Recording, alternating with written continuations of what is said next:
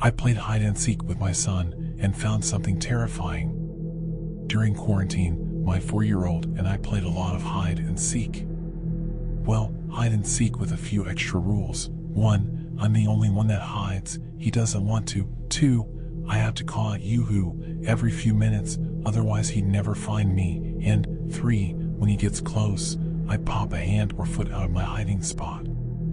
And he shrieks, "I see your feet, ah." 4-year-olds are really stupid, okay? And I didn't exactly have the money to buy him a ton of toys. We just moved into this house a few weeks ago. The rent took up nearly my entire paycheck. I got all the furniture from FreeCycle. We ate beans and rice often, and I was still driving around a 20-year-old car.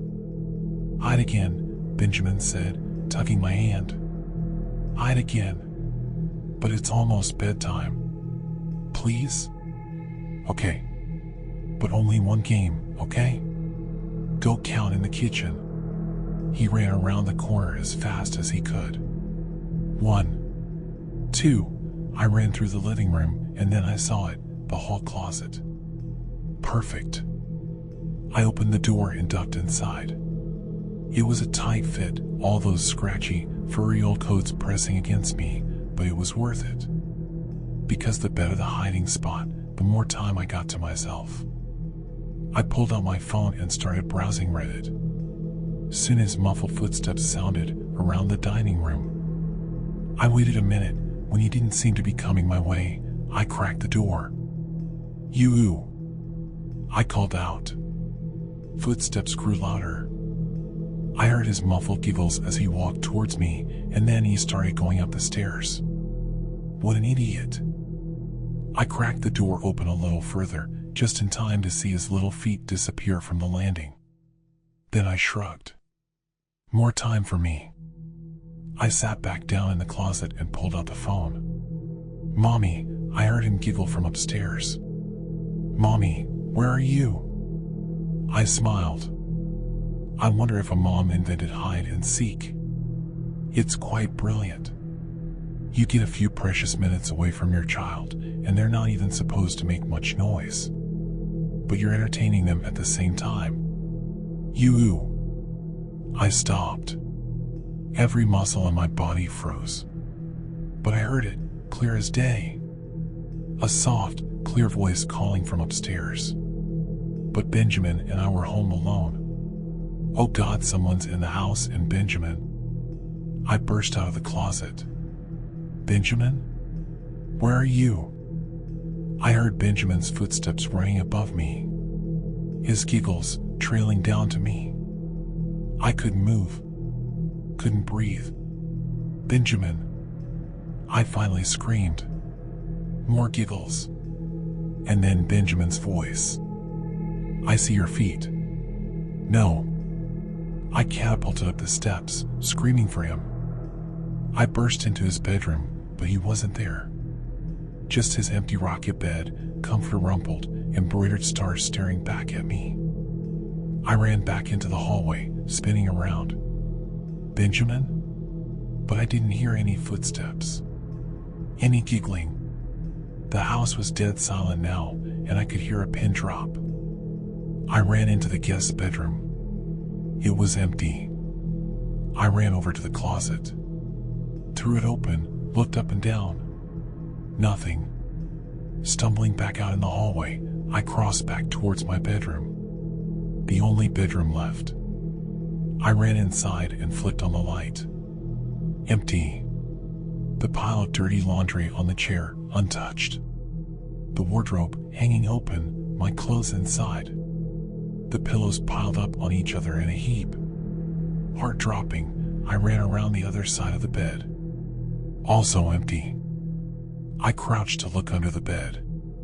Empty. "Mommy? Mommy?" Relief flooded me as I heard that voice. The door to the bathroom opened a crack, and one blue eye peered out at me, wide with fear. I ran over and grabbed him. Hugged him. And then I hoisted him up and started out of the bathroom. His eyes were still wide with fear. And they weren't focused on my face, but the spot just over my shoulder. I whipped around. It took me a moment to see it, but then I did. I stared at the wardrobe, frozen, my heart pounding in my ears. In the shadows, poking out from underneath the hems of my dresses and coats, were 2 feet. In moments like this, the brain doesn't really think. It's too slow. Instinct reigns. The smartest thing would have been to lock ourselves in the bathroom and climb out the window. But instead, I just ran for the hallway. As fast as I could. As I ran down the stairs, I heard the weighted footsteps, slow and methodical, resonating through the house. I could still hear them pounding into my brain as I ran to the neighbor and screamed for help. The police came. They searched the house. They didn't find anything, no signs of forced entry either. So they promised me they'd patrol my street for the next few days, but that was really all they could do.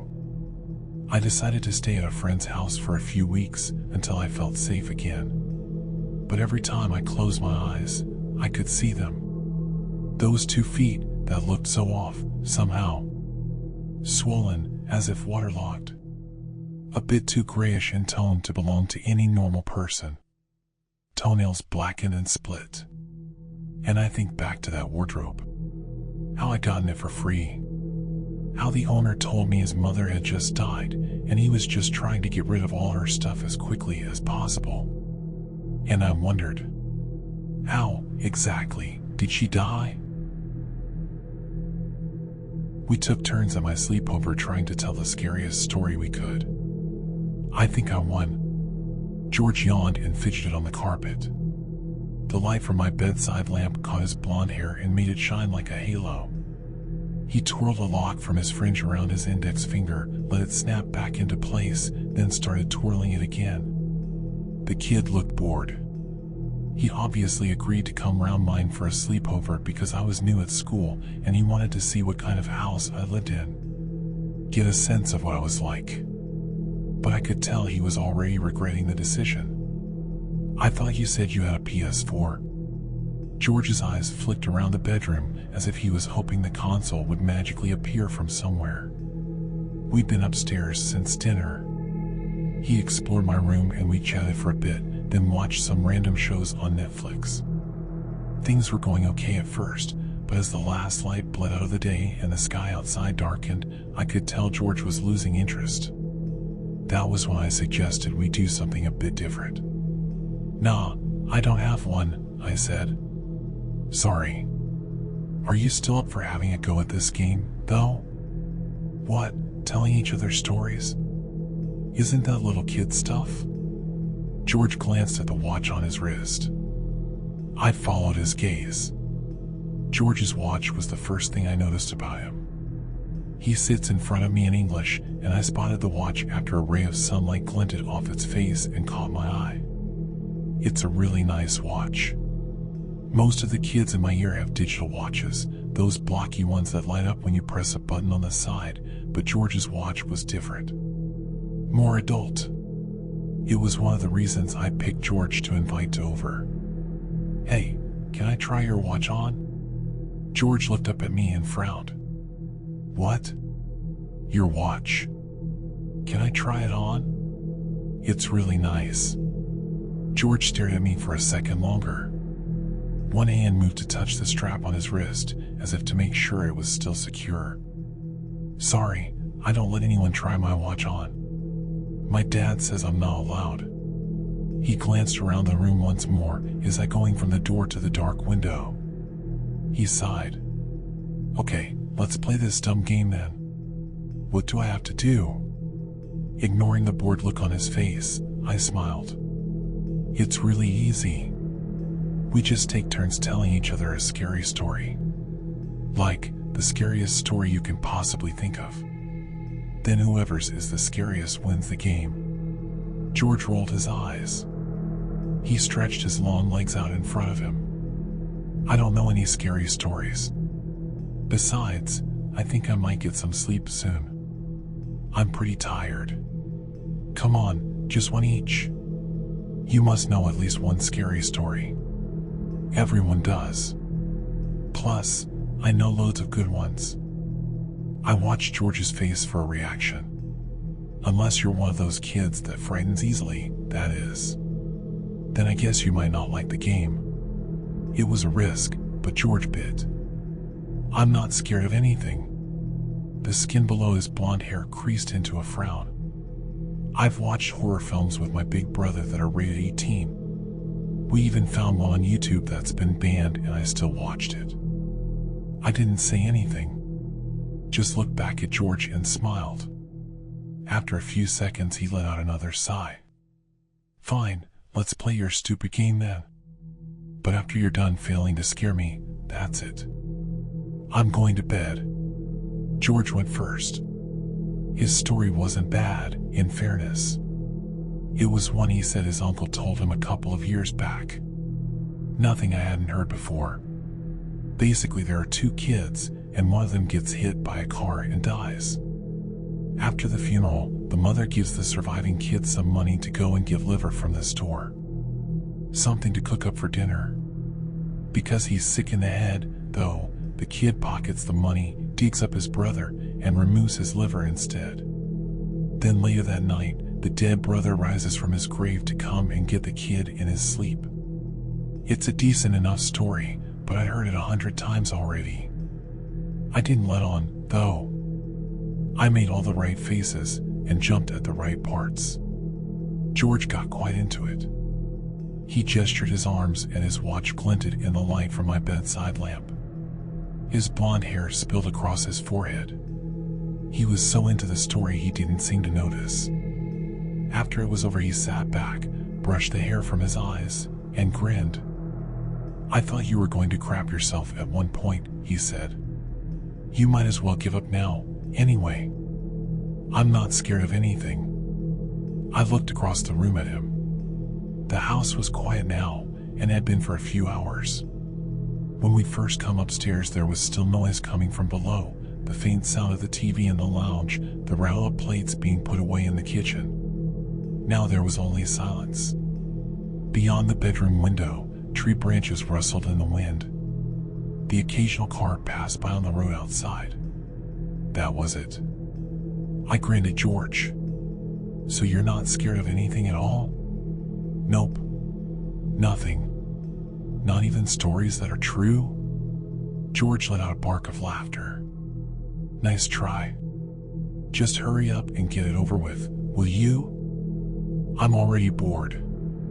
Okay, fine. I shuffled forwards on the carpet so I was sat closer to George. Our knees were almost touching. George frowned, but he didn't move. My story is about a family, I began. A family that looks normal enough on the outside, but isn't really normal at all. George rolled his eyes again. He was starting to annoy me quite a lot by now, but I didn't let on. I just carried on with the story as if I hadn't noticed. This family moves around a lot. They never stay in one place for too long. They can't, you see, the family's good at disguising themselves. They're good at hiding their secret, but they still can't go taking risks. If they stayed in one place for any more than a few weeks, they might get found out. Someone might discover what they really are. So where are they then? I wanted to tell George not to interrupt, but to just sit still and listen to the story, yet I bit down the urge. Instead, I just grinned at him. The family are monsters, I said. They're all monsters. They travel from town to town, and they leave a trail of dead kids wherever they go. I paused, expecting George to interrupt me again, but he didn't. He only stared back at me. There was no expression on his face as he twirled a lock of blonde hair around his finger. The family has a very specific way of doing things, I continued. When they move into a new area, they find a house that's been left unoccupied. Not a completely empty house, but just one where the people that normally live there are off on holiday or something. One that'll be empty for a week or two. The family doesn't need long, see? A couple of weeks suits them just fine. So they break into this house, and then they go about setting the trap. It's their own kid they use. They send him off to make friends in the neighborhood. Round the nearby parks, maybe off to the local school under a fake name. Tell him to get to know the other kids. The family is hungry by this point, really badly hungry, but they don't do anything just yet. They've learned to be patient. I paused and took a breath. This was a story I'd told before, but I found I liked it more and more with each retelling. The trick was not to rush, though. You had to savor it. I'd opened the bedroom window when we first came upstairs, and now a draft of cold air blew in. It ruffled the curtains behind George. Tree branches shook in the garden outside, the leaves whispering to each other. George watched me, not saying anything. I had his attention. The kids' parents don't have to wait long, I continued. They never do. They've trained the kid well, see? He's not just a victim in all this. He may only be young, but he knows how the game works. Once the family has been in the area for a little while, the kid makes his choice. He picks a new friend to invite back to their house. The parents give him an incentive, too. He's still too young to share the tastes they have. They tell him that's something he'll only acquire when he gets older, but he still gets something out of it. What does he get out of it? George's eyes were fixed on mine. His finger kept twirling the same lock of hair over and over again. He gets the other kids' stuff, I replied. Whoever he picks. He gets to keep all their belongings after his parents are finished with them. Somewhere in the house below us, a door slammed. George's eyes flicked away from mine towards the bedroom door, then back again. I smiled at him. So, George kept his eyes on me as he tried to formulate the question. So, what exactly do the parents, what do they do with the kids they take? Oh, they eat them, I replied. They eat their insides. They tear the kids open while they're still screaming, and they pull out their guts and intestines by the handful. Wolf everything down until there's nothing left but a husk. I grinned. Somewhere below us, a floorboard creaked. The sound was faint and muffled, and I don't think George heard it. Can you imagine what someone looks like when they've had everything inside them removed? They hardly even look like a person at all.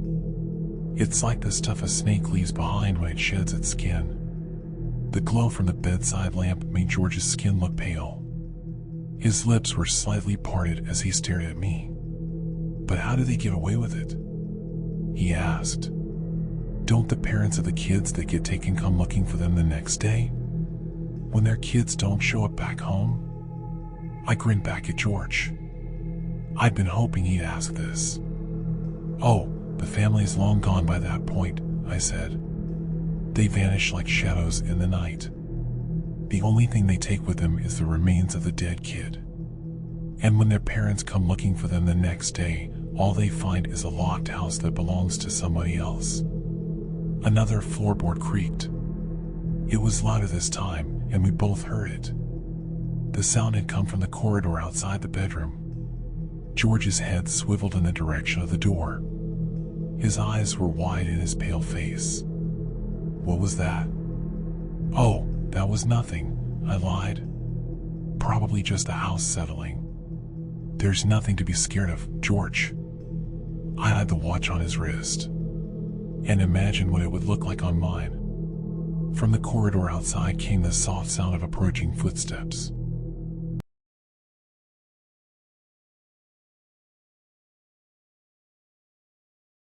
I work as a deep-sea diver, exploring sunken shipwrecks. But the deeper I go, the more I realize something down there does not want me to see the surface again. A shiver of dread unraveled down my spine as I stared at the tattered photo, the rotting hull half swallowed in the murky mud beneath the waves. The old diver's words came back to haunt me, that thing living down there don't want none of us coming back up alive. I chuckled then, but now a bone-chilling fear took hold of my heart, clenched it tight. The wreck's treasure would make my pockets a lot heavier if I could haul it to the surface. The client watched me with greedy eyes. I knew in my core I should refuse, yet the fortune called to me like a song of the damned. I took a breath that shuddered in my lungs. I'll raise her, I rasped. And at last, as the boat faded into the fog, I breathed deep to steady my pounding heart. I told myself I could survive this dive. I just had to keep calm and stay focused. I checked my gear one final time and gulped a lungful of fresh air before descending into the murky deep. Fish swarmed around me in a sparkling cloud, curious at the strange intruder in their watery kingdom. Shrimp darted in and out of coral reefs. Sunlight still filtered down, a golden glow that should keep me calm. I sank deeper. The colorful fish thinned. The water grew colder, and trepidation crept in. I flicked on my lamps, flooding the murk with harsh light, revealing warped shapes hiding just beyond the glow. I descended further into the inky sea. The water pressed against me, chill and alien. I paused to adjust my gear, and that's when I glimpsed it, a bleached, bloated hand clinging to the metal hull, weeds streaming from twisted fingertips. Revulsion seized me as I saw there were many more, a cluster of pallid, bloated corpses fused to the broken metal. They seemed lifeless, yet as I watched, one slowly swiveled an eyeless head towards me. My blood froze in my veins. I could feel a malevolent intelligence watching, hungry and hateful. I kicked away from the hull and the corpses clinging to it, rising panic consuming me. Grasping my oxygen line, I swam deeper into the wreck. Schools of gaudy fish fled before me as I explored further into the ship's rotten corridors. The water grew even colder. Columns of rust obscured my view.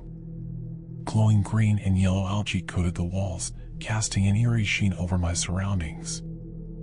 I scanned for any more entities like those on the hull, but saw nothing, for now. My need for the treasure fought against the dread that chilled my insides. I forced myself to go on searching. The uncanny corpses stood staring, gaze following me. I bit back a shudder as I journeyed yet deeper into the wreck. Finally, I found an iron door leading to the ship's stronghold. With much effort, I forced it open. Peering within, I saw piles of trunks and cargo cases, many still sealed. Ecstasy and relief washed through me. This was what I came for. I began sorting through the trunks and cases, uncovering treasures beyond my wildest imaginings, gold coins, gems, relics. I stuffed my bags full, delirious with fortune. But as I turned to depart the stronghold, a chill washed over me. I saw the corpses now blocking my way out. Dozens stared with dead, glassy eyes, some no eyes at all. As they shifted, their limbs groaned dreadfully, seeming rusted from decades beneath the waves. Their skin looked translucent and bloated from long submersion, akin to boiled foul flesh. But what filled me with most horror were their gazes. Though lifeless, they glared with vicious purpose.